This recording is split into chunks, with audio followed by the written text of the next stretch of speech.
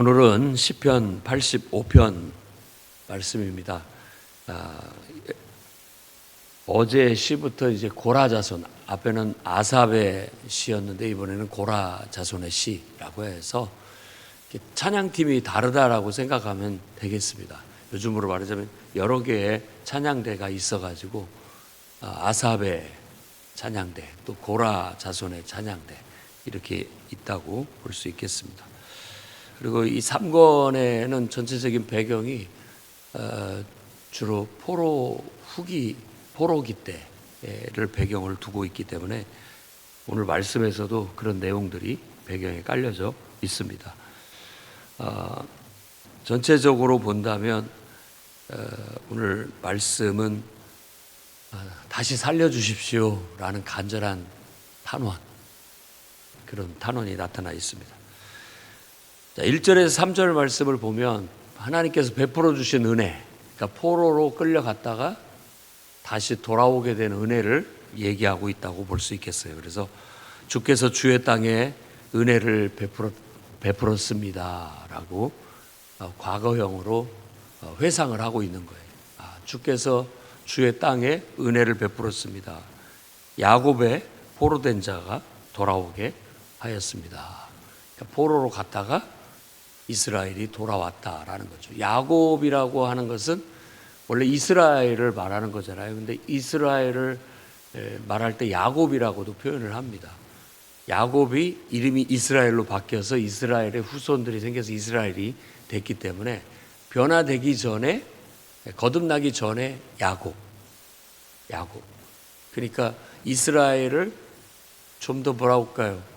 아직 좀 온전치 못한 어떤 상태를 얘기할 때 야곱이라는 단어를 더 쓰는 것이 아닌가 하는 생각이 들어요. 옛사람. 변화되지 못했던 그 옛날에 불의했던 그 사람. 그거예요. 그러니까 비천한 사람이라고 할 수 있는 것이죠. 그래서 의도적으로 야곱을 언급을 하고 포로된 자에서부터 돌아오게 하셨다라고 말합니다. 주님이 주의 백성의 죄악을 사하셨고 덮어주셨고 또 분노를 거두셨고 진노를 돌이키셨다라고 하나님께서 베푸신 은혜를, 호의를, 베풀어 주신 호의를 생각을 합니다. 이 은혜라고 하는 번역한 단어는 더 가깝게 번역을 한다면 호의예요. 호의를 베푼 거예요. 그러니까 굉장히 잘해 주셨다라는 거죠. 우리를 불쌍히 여기셔서 우리에게 긍휼을 베풀어 주셨다. 아주 친절을 베풀어 주셨고 우리에게 호의를 베풀어 주셨다. 그런 하나님을 찬양하면서 회상을 하면서 4절에 7절에 보면 지금 다시 또 하나님 앞에 우리를 구원해 달라고 간절히 기도하고 있는 걸 본다면 지금 상황이 또다시 나빠졌다라는 걸 알 수가 있습니다. 그러니까 포로로 갔다가 돌아온 후 성전을 재건하고 또 예루살렘 성을 재건하는 과정, 그리고 또 그 이후일 수도 있겠어요. 이스라엘 백성들이 다시 또 아주 나쁜 상태로, 어려운 상태로 가고 있다라는 걸 느낄 수가 있습니다.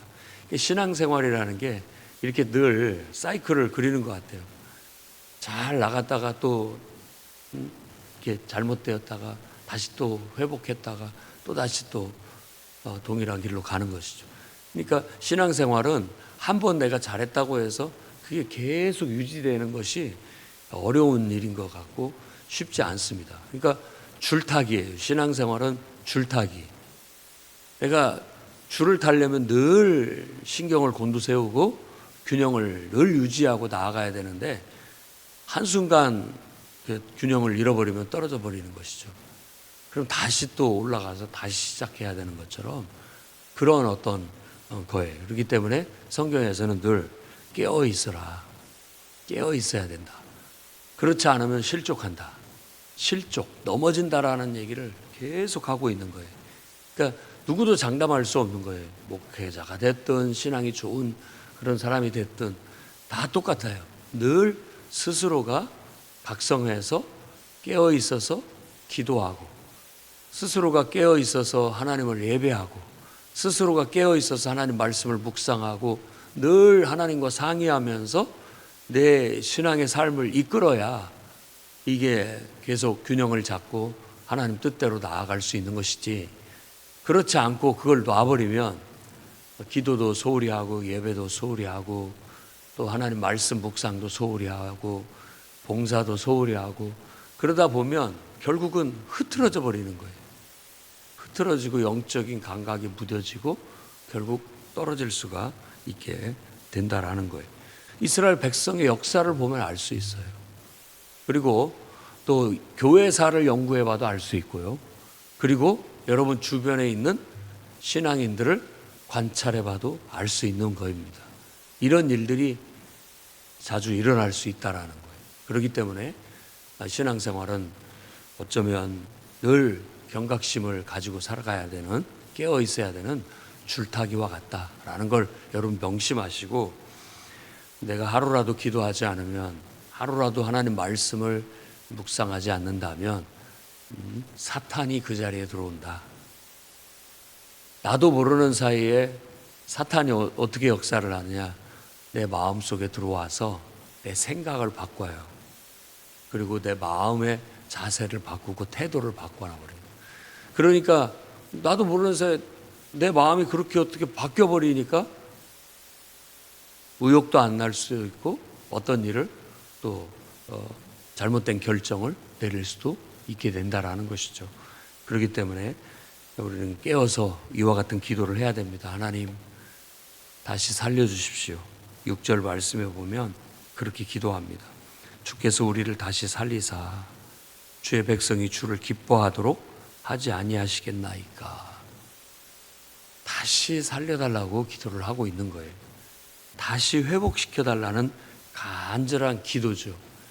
아마 포로기 후에 왔을 때 그들이 다시 신앙의 집을 짓고 예루살렘 성을 신앙의 도시로 재건하는 과정 속에서 아마 이스라엘 백성들이 영적으로 무뎌져 있고 또 말씀에 있어서 문외한이고 여러 가지 하나님 뜻대로 행하지 못하는 것들로 인해서 이와 같은 기도를 드린 것이 아닐까 하는 생각이 듭니다.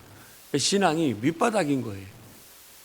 교회는 나와서 뭐 이것저것 일을 한다고 하는데 신앙이 밑바닥이에요. 그러다 보니까 늘 인간적이에요. 인간적이면은 그 고린도서에 얘기한 것처럼 사도 바울이 인간적인 고린도 성도들에게 했던 말이, 너희가 아직도 육신에 속한 자여서 늘 시기와 질투가 있어 다툼과 분열이 있다라고 그렇게 안타까이 얘기를 했던 거죠.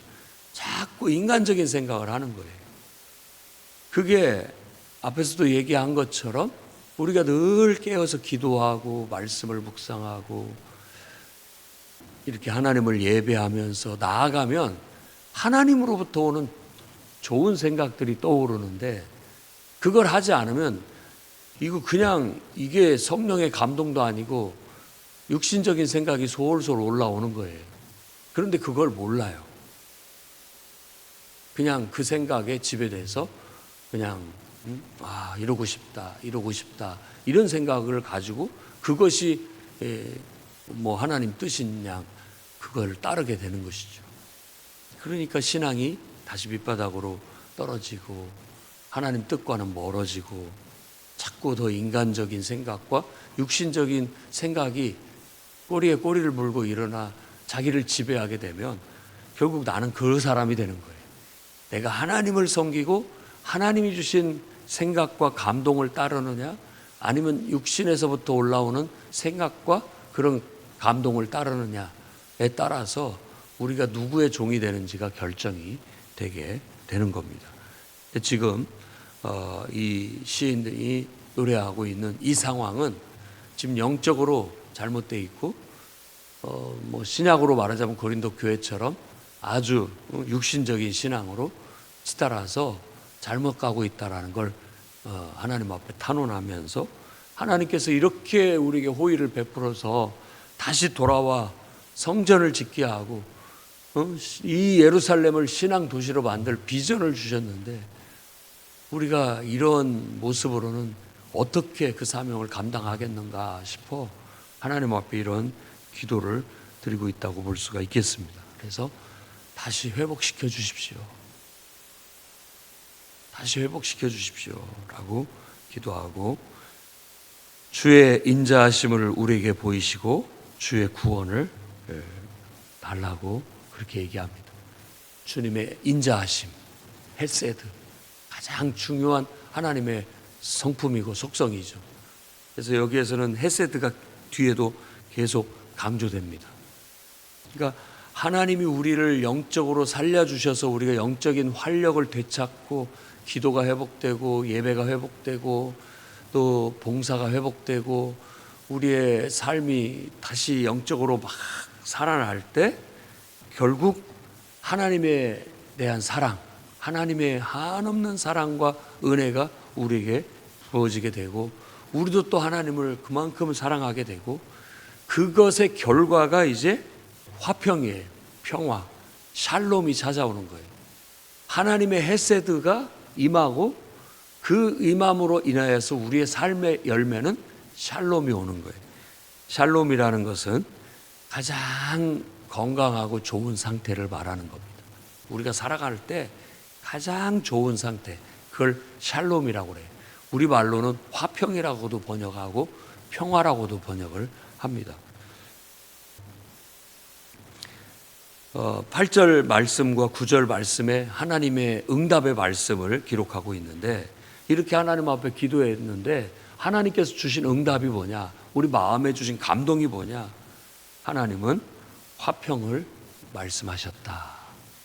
그러니까 다시 하나님의 은총을 베풀어 주셔서 그야말로 헤세드 그걸 베풀어 주셔서 우리에게 다시 샬롬 평화를 하나님께서 주시겠다고 말씀하셨다. 그러면서 하시는 말씀이 다시는 어리석은 때로 돌아가지 마라. 이러다가 또다시 망해버리고 또다시 포로로 끌려가는 그런 일이 없도록. 그런데 이 기도는 결국은 이 간절한 간구는 다시 그 성전이 재건된 그 성전은 AD 70년에 완전히 파괴돼 버리고 말았죠. 지금까지도 세워지지 못하고 있습니다. 역사적으로 지금까지도 그 자리에는 흔적 성벽 예루살렘 성벽에 흔적만 남아 있고 성전이 있었던 자리에는 이슬람 사원이 지어져 있다고 그렇게 알려져 있습니다. 그러니까 참 가슴이 아픈 일이죠. 가슴이 아픈 일이에요. 그리고 요한계시록에도 에베소 교회에게 하시는 말씀, 처음 사랑을 간직하라. 어디서 잃어버렸는지 빨리 찾아라. 만일 그것이 없다면 이 촛대를 옮기겠다라는 말은 그런 의미라고 해석들을 해요. 촛대를 옮긴다라는 것은 교회가 없어져 버릴 것이다. 이런 정말 끔찍한 얘기예요. 그러니까 언제든지 아무리 은혜스러웠던 그리고 하나님이 이 아시아에 있는 7교회의 가장 선봉으로 또 최초의 교회로 또 그것을 중심지로 해서 아시아 7교회들이 다 이렇게 개척되고 전도되어졌는데도 불구하고 그것도 하나님의 처음 사랑, 곧 정말 하나님에 대한 사랑이 없어져 버리게 된다면 교회는 없어지는 거나 똑같다라는 걸 강조하고 있는 거예요. 그래서 10절, 13절 말씀에는 이렇게 얘기합니다. 인애와 진리가 만나고 다 중요한 덕목들이에요. 인애, 아까 이 인애가 앞에서 말하는 인자하심이라는 단어하고 똑같은 거예요. 헤세드. 헤세드가 은혜로도 번역이 되고 다양하게 번역이 되는데 하나님이 우리에게 베푸신 정말 가장 좋은 은혜, 은총. 인애와 진리가 만나고. 그러니까 여기서 이 인애는 좀 더 하나님의 사랑을 받아서 우리도 하나님을 사랑하는 것. 그리고 그 하나님에 대한 사랑이 진리를 만나야 돼요. 진리를. 그러니까 하나님에 대한 말씀의 깨달음이 있고 하나님을 더 깊이 알아가는 그 하나님에 대한 깨달음이 있는 진리가 있어져야 됩니다. 그러면서 우리에게 의가 있어야 돼요. 올바른 행동이 나와야죠. 올바른 행동이. 그리고 화평, 그야말로 샬롬이 우리에게 찾아와야 된다라는 거예요. 그래서 의와 화평이 입맞추고, 진리는 땅에서 솟아나고 의는 하늘에서 굽어본다, 이렇게 얘기하면서 온 세상에 하나님에 대한 사랑이, 하나님이 베푸신 사랑이 우리의 하나님에 대한 사랑으로 나타나고, 또 하나님에 대한 깨달음이 있어 진리가 충만하고, 또 그것을 실천하는 의가, 체데크라고 하는 올바른 의가 충만하고, 그로 말미암아 온 세상에 정말 평화가 임하게 될 것이다 라는 것을 노래하고 있는 거예요.